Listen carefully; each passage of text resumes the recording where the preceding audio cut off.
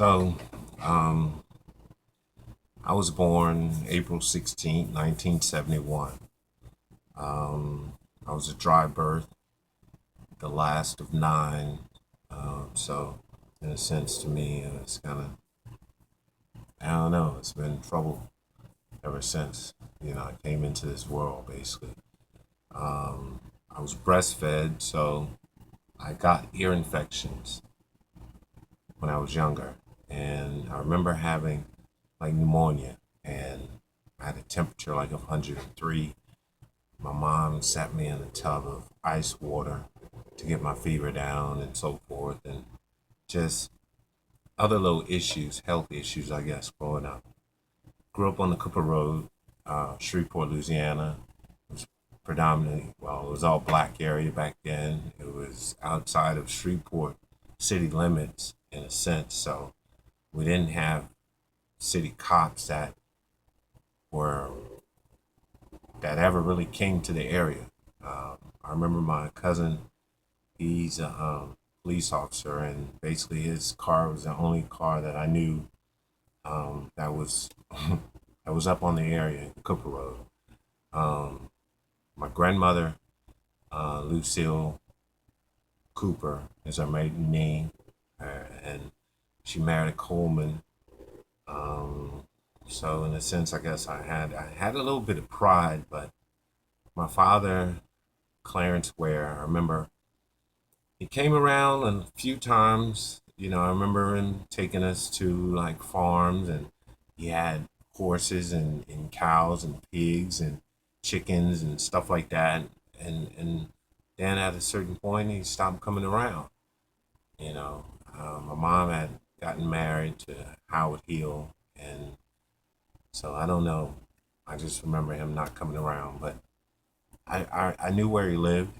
He lived like a few blocks away, so I kind of I don't know if I needed him. I slipped off and do my thing and go talk to him and so forth. But as far as growing up with him in the household as a family, or really learning different things from him specifically, I can't say. I just remember at one point my brother, we used to ride the city bus, and he needed some shoes, or he wanted some shoes and a coat or something from my dad, and my dad told him he would get it for him, Clarence, and he worked at this like place off of North Market, like Hoister or whatever. He worked on lifts or engines and so forth for the most part. I think he was like a mechanic. Uh, So we stopped there a few times, and I just remember my brother getting very mad, and we never went back. So I don't know what happened. I think he never got what he was asking for, and he was upset. So threw a temper tantrum and never, basically spoke of my father or our father again.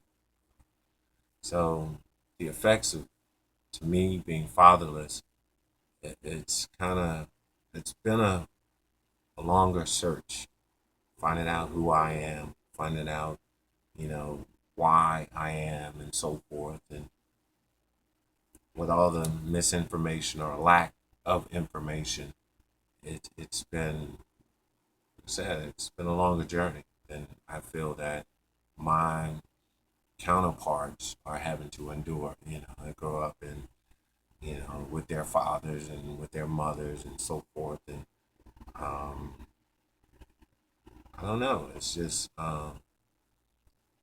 more more of an it's a disadvantage, definitely. It's um,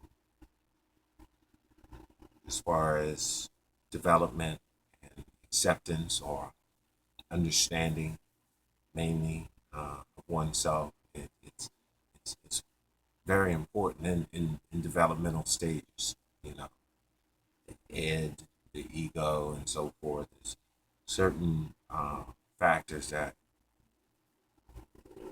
I don't know. I see an issue with, and like I said, there are a lot of people here that can contribute greatly to society. Um, I feel like I have already so far, and a lot of accomplishments that I've done. I think, they stole my invention, thermocare heat wrap.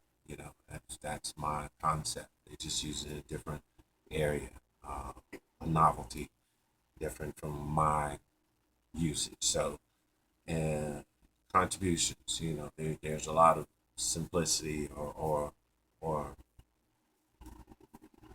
things that basically can be benefited by society if we focus on certain uh, core values, core fundamentals. Family to me, having the right to learn who, your father, your mother.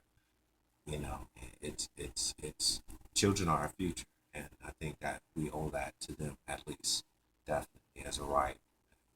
Because learning who you are and accepting who you are and so forth, it's very important.